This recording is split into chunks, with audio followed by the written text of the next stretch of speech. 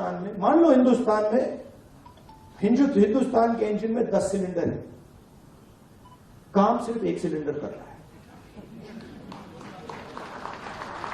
मतलब 90% लोग बाहर बैठे हुए हैं और देख रहे हैं, और उनके सिस्टम में कोई भागीदारी नहीं। उनके सिलेंडर में ना पेट्रोल मिलता है, ना मेंटेनेंस होती है, ना कोई चेकिंग होती है। एक सिलेंडर छोटा सा टक टक टक टक टक टक टक चल रहा है, कह रहे भैया दुनिया में, और कहते हैं भैया सुपर पावर बन जाएगा। कैसे सुपर पावर बन जाएगा? 90% लोग सिस्टम के बाहर बैठे हुए हैं। हुनर उनके हाथ में है, स्किल उनके हाथ में है, ज्ञान उनके हाथ में है, उनका कोई कनेक्शन ही नहीं है। तो इसीलिए हमने जाति जनगणना की बात उठाई, और थोड़ा कंफ्यूजन है।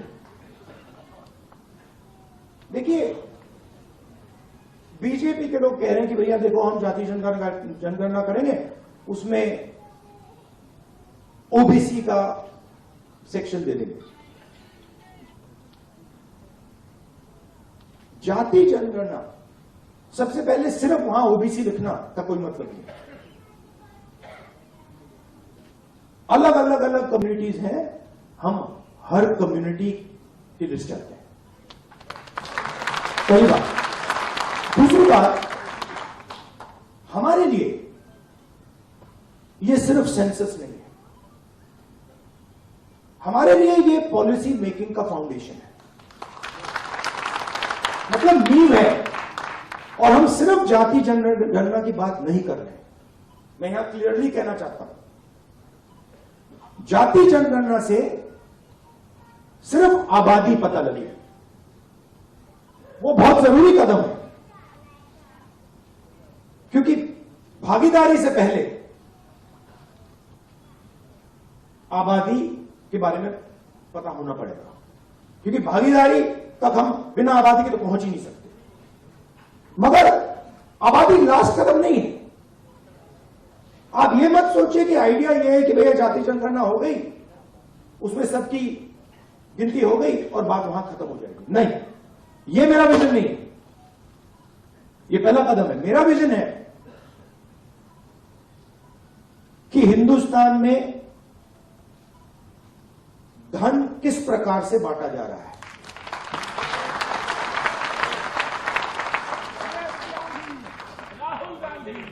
ओबीसी के हाथ में कितना है, दलितों के हाथ में कितना है, मजदूरों के हाथ में कितना है, पहली बात। दूसरी बात, हिंदुस्तान के जो इंस्टीट्यूशंस हैं, ब्यूरोक्रेसी हो, जुडिशरी हो, मीडिया हो, इसमें इन लोगों की कितनी भागीदारी है? मतलब हम ये समझना चाहते हैं कि कॉन्स्टिट्यूशन ने कहा था कि एक व्यक्ति को एक वोट मिलेगा, मतलब सारे के सारे हिंदुस्तान के जो सिटीजन्स हैं वो समान, एक जैसे। तो हम ये पूछ रहे हैं कि अब 70 साल हो गए, कॉन्स्टिट्यूशन हमारे सामने है, इसका समाज पर इफेक्ट पड़ा है, हां या ना? और फिर मीडिया में आपको दिखेगा भैया, एक पहले क्या होगा, वो बॉलीवुड की बात करेंगे, वहां पे डांस गाना दिखेगा, उसमें भी आपको कोई 90% का नहीं मिलने वाला, कोई नहीं मिलेगा। मैंने चेक किया था, मैंने लिस्ट निकाली है, मैंने भैया मिस इंडिया की लिस्ट निकाली है,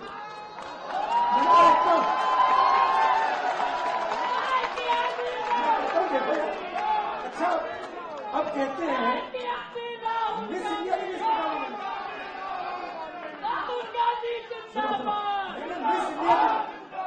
मैंने मिस इंडिया की लिस्ट निकाली, कहा ठीक है देखते हैं। मतलब माइनॉरिटी भी 90% में आती है मैडम, आप ही सामने। और आपको और शायद जो आपके साथ हो रहा है वो सबसे ज्यादा खराब है। मतलब आप पर तो डायरेक्ट आक्रमण हो रहा है। मगर आप भी 90% में हैं। तो मैंने लिस्ट निकाली मिस इंडिया की, मैंने कहा भैया इसमें तो होगा, मतलब एक दलित महिला तो होगी, एक आदिवासी महिला तो होगी ना, ना दलित है, ना आदिवासी, ना ओबीसी, कोई नहीं। तो डांस गाना चलेगा वहां पे, कोई क्रिकेट की बात करेगा, कोई बॉलीवुड की बात होगी, किसानों की बात नहीं होगी, मजदूरों की बात नहीं होगी। आपने कभी मीडिया में मोची का इंटरव्यू देखा है? बस मेरे चैनल पे आ रहा है। Welcome to K-Mall, a premium project by Kaleen Group. K-Mall is in the heart of Kolkata's electronic, garment and lifestyle hub, Khidirpur. K-Mall, which is designed as a world-class mall, is the outcome of endless effort of our experts, combined with modern superb techniques and new age design. Book now